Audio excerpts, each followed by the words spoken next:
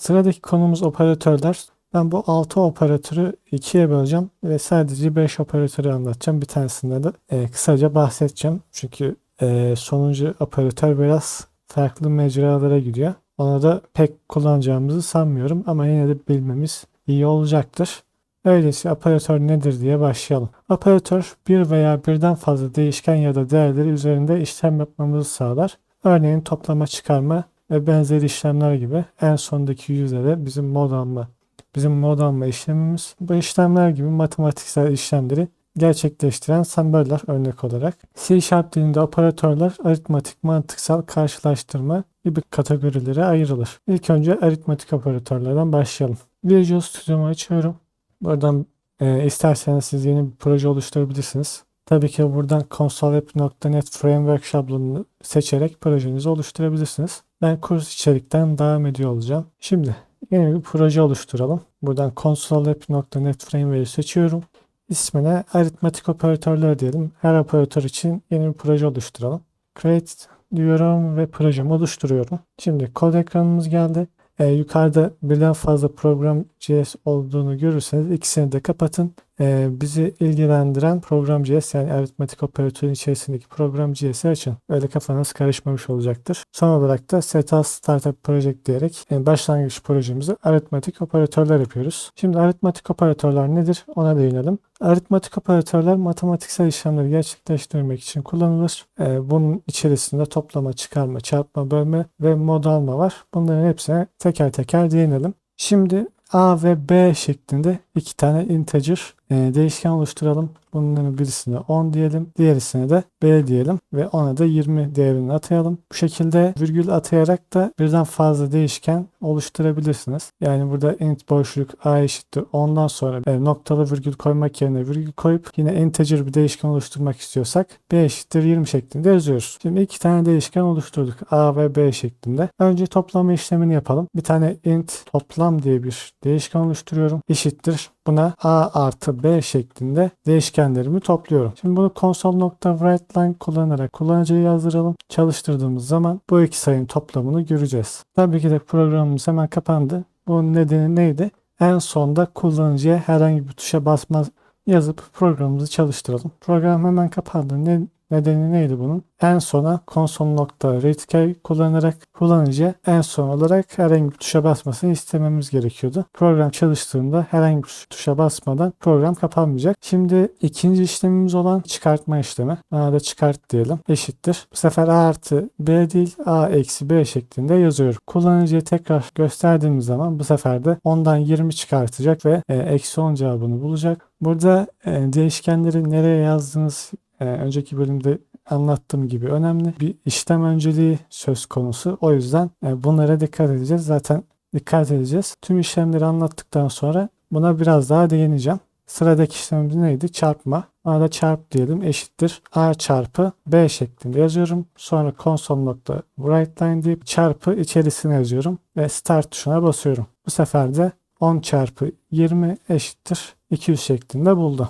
Sıradaki operatörümüz bölme, bölüm ya da bölme diyelim eşittir. A bölü B. Burada slash kullanıyoruz bölme işaretini yapmak için.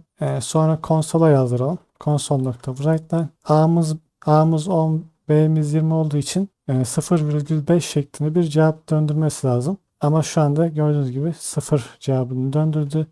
Çünkü bizim bölme değişkenimiz tam sayı alabilen bir değişken. Yani bunun yerine int değil de float yaparsam yine 0,5 yapmayacak. Buradaki değişkenlerimizi float yaparak bu işlemi çözebiliriz aslında. Şunları da hata vermesi diye hepsini float yapıyorum. Sonra çalıştırıyorum. Gördüğünüz gibi 0,5 şeklinde cevabımızı gösterdi. Biz bunun yerini değiştirelim şimdilik. Bunları int üzerinden devam edelim. Bunları yine eski haline getiriyorum. Int yapıyorum hepsini. Gördüğünüz gibi bu sefer de 2 cevabını yazdı. Sıradaki işlemimiz mod alma. Bu diğerlerinden farklı olan aslında bölmeye de benziyor biraz. İsmine mod alma diyelim. Eşittir. B mod A şeklinde yazalım bunu da.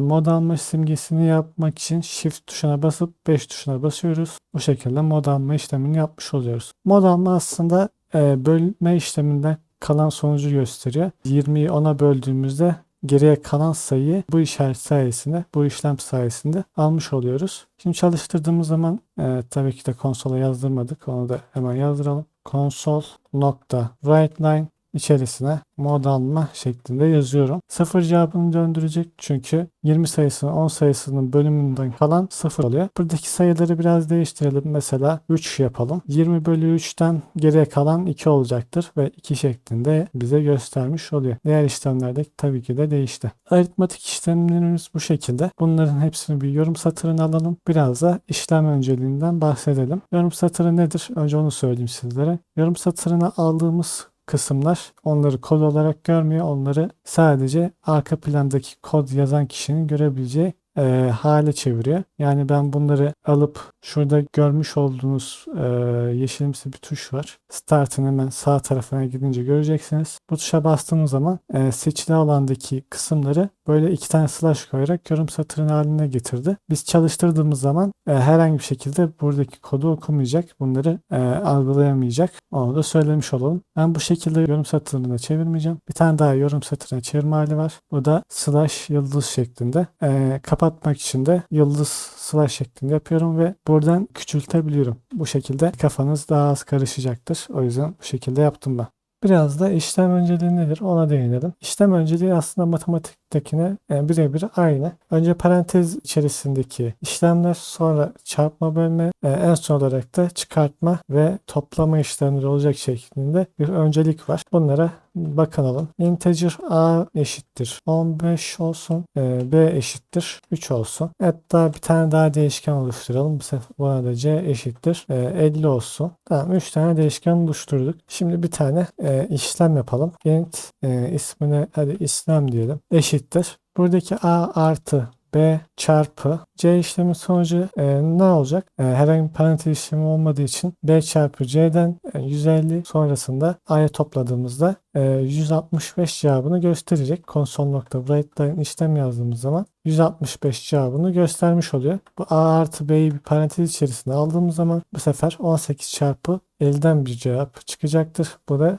9 cevabını göstermiş oldu. Başka birkaç tane daha işlem yapalım. Mesela C bölü 2 diyelim. Bunun cevabı aslında değişmeyecektir büyük ihtimalle. 450 oldu. Bunu da şu şekilde parantez alsak yine aynı cevap çıkabilir belki. Çarpma işlemi olduğu için evet. Her türlü aynı cevabı göstermiş oldu. Bu sefer şöyle çıkartma işlemi yapalım. Farklı bir cevap çıkması açısından bu şekilde yaptığımızda 898 bunu paranteze aldığımız zaman bu sefer de 864 cevabını gösterdi. Mod alma büyük ihtimalle çarpma ve bölme gibi olabilir. Bunu da bir deneyelim bakalım. Ben de merak ettim açıkçası. Bunu çarpma değil toplama yapalım. Çünkü C bölü 2'den herhangi bir şey çıkmayacaktır. C mod 2'den 0 çıkacağından çarpma işlemini artıya çevirelim. Bir de şunu biraz büyüteyim. Yeni aklıma geldi. Bu şekilde 18 olacaktır. Çünkü C mod 2 0 olacak. 18 cevabını gösterdi. Bunu 3 yapalım. 20 yani geriye 2 kalmış oluyor. Buradaki parantezi çıkartıyorum. Yine aynı mı olacak? Tamam. Herhangi bir değişiklik yok. O da mod alma çarpma işlemine benzer. Aritmetik operatörümüz bu kadar. Sonraki operatörümüze geçiş yapalım. Sonraki operatörümüzde atama operatörleri değişkenlere değer atamak için kullanılır. Burada zaten eşitleri çokça kez kullanmıştık. Oluşturmuş olduğumuz değişkene değer atamak için. Bunun dışında artı eşittir, eksi eşittir, çarpı eşittir, bölme eşittir şeklinde birkaç tane daha atama operatörümüz var. Bunları hepsine değinelim. Bunu kapatıyorum. Visual Studio'mu açıyorum. Kurs içerikten devam ediyorum. Siz isterseniz Create a New Project diyerek yeni bir proje oluşturabilirsiniz. Yeni bir proje daha oluşturayım buraya. Solution Course sağ tıklayıp Add New Project diyorum. Buradan console.app.net Framework şemasını seçip yeni bir proje oluşturuyorum. Operatör diyelim. Tamamdır. Normal bizim sürekli kullandığımız eşittir atama operatörü int x eşittir 10 şeklinde kullanıyorduk. Normal eşittir kullanarak normal bir şekilde atama yapıyoruz. Console.writeLine deyip buraya x yazıyorum. Yine x değişkeni üzerinden atama operatörlerini kullanacağım. X bu sefer tüm işlemlerimi x değişken üzerinden yapacağım. Buraya x eşittir 15 diyelim şimdilik. Sonrasında yine konsola yazdıralım bunu. Ve en son olarak da program hemen kapanmasın diye console modda readcase komutunu kullanıyorum. Çalıştırdığımız zaman integer tipindeki x değişkeni ilk olarak 10 olacak. Kullanıcı yazdıracağız. Sonrasında x'i 15 olarak değiştireceğiz. Sonrasında yine konsola yazdırmış olacağız. 20 Tabii ki de unuttuğumuz bir şey var. Burada atama operatörlerine sağ tıklayıp set as startup project demek. Çalıştırdığımız zaman önce 10 yazdı, sonrasında 15 yazdı. Bu normal atama şekli. Ama biz buraya artı eşittir dediğimiz zaman bu sefer mevcut x'in üzerine artı 15 eklemiş oluyoruz. Yani 15 değil, bu sefer 25 yazdırmış oluyoruz. Onun üzerine 15 eklediğimiz için. Sonrasında x eksi eşittir 15 olmasın 5 olsun. Farklı sonuçlar görmemiz iyi olacaktır. Bu sefer x'ten 5 çıkarttım. Yani bu sefer cevabımız 20 oldu. X'imiz başta kaçtı? 10'du. Sonra x artı eşittir diyerek 15 ekledim. X'imize kaç oldu? 25 oldu. Sonrasında x eksi eşittir 5 diyerek 20 sayısına ulaştım. Sonrasında başka hangi işlemimiz vardı? X çarpı eşittir var. Bu sefer 20 çarpı 4 olsun. Biraz yükselelim. Console.writeline deyip tekrardan yazdırıyorum. Start'a bastığımızda da 20 çarpı 4'ten 80'i bulduk. En son olarak da x bölü 8 diyelim. 10 sayısına gelelim tekrardan. Tabii ki de konsola yazdırmadık. Console.writeline şöyle biraz daha büyütelim. İlk şeklinde yazdırıyoruz. 13 sayısına bölü eşittir kullanarak tekrardan gelmiş bulunmaktayız. Bu işlemler sadece bu şekilde yazılmıyor. Ekstra olarak belki daha aklınızda kalacak bir şekilde x artı 15 şeklinde yazabiliyoruz. Mevcut sayımız x yani 10 artı 15 şeklinde yazıyoruz. Şimdi hepsine aynı işlemi uygulayayım. X yani en son 25'te x eksi 5 eşittir 20. Sonrasında aynı işlemi de buna yapalım. X yani 20 çarpı 4 eşittir 80. O cevabı da yine x değerimize geri atıyoruz. Böylece bir sirkülasyon yaratmış oluyoruz. X bölü 8 şeklinde de yazalım. Tamamdır. Önceki işlemde bu işlemin arasında herhangi bir fark yok. Yine aynı sonuçları gösterecektir. Sadece kullanım farklılıkları var. Burada kullanıcı 10, 25, 20, 80, 10 şeklinde gösteriyoruz. Buna ufak bir farklılık getirelim. Kullanıcıya biraz daha güzel gözükecek şekilde, yani daha anlaşılır gözükecek şeklinde bir biçimlendirme yapalım. X eşittir şeklinde bir değişiklik yapalım. Bu sayının x'e ait olduğunu görelim. Şöyle hepsine yapıştıralım. Çalıştırdığımız zaman x eşittir 10, 25, 20, 80, 10 şeklinde gösterdi. Atama operatörlerimiz bu şekilde. Atama operatörlerimiz bu kadar. Şey var mı hatırlamıyorum. X mod alma şeklinde bir kullanım var mı onu tam hatırlamıyorum. Bir deneyelim. Mod alma işlemini bu şekilde de yapabiliyorsunuz. Büyük ihtimalle bu şekilde pek kullanacağınızı zannetmiyorum. Buna alternatif bir kullanım olarak bu şekilde de yazabilirsiniz. Atama operatörlerimiz bu kadar. Öyleyse sonraki operatörümüze geçiş yapalım. Sonraki operatörümüz aslında o kadar büyük bir operatör olmadığından kısaca bahsedelim. Şöyle sunumu açayım ben. Arttırma ve azaltma operatörleri. Bu operatörler bir değeri bir arttırma veya bir azaltma işlemi yapar. Burada da görmüş olduğunuz gibi x artı artı ya da artı artı x şeklinde kullanımlar var. Aynı işlemi eksi eksi içinde görüyoruz. Bu arttırma azaltma operatörlerinin için yeni bir proje açmamıza gerek yok. Buradan göstermiş olalım. Şu en sondakini siliyorum. Buraya x artı artı şeklinde yazıyorum.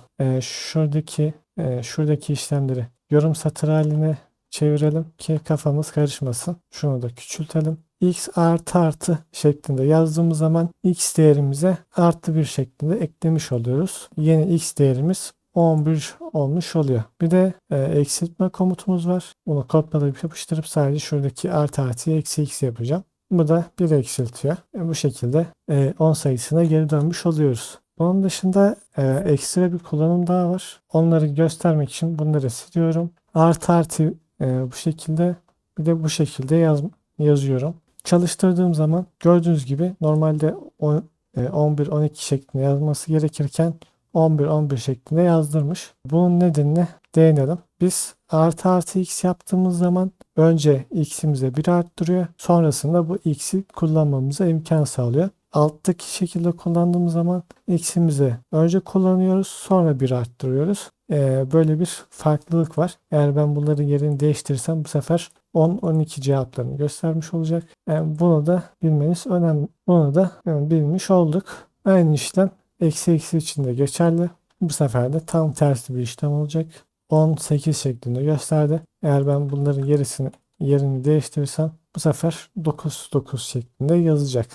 Ekstra bir avantaj sağlayacaktır. Farklı şekilde arttırma, azaltma operatörlerimiz de bu şekilde. Arttırma ve azaltma operatörlerimiz bu şekilde. Zaten fazla bir olayı yok. Sadece bir arttırmak, bir eksiltmek için kullandığımız bir operatör. Bu operatör de böyle. Öyleyse sonraki bölümde diğer operatörlere geçiş yapalım.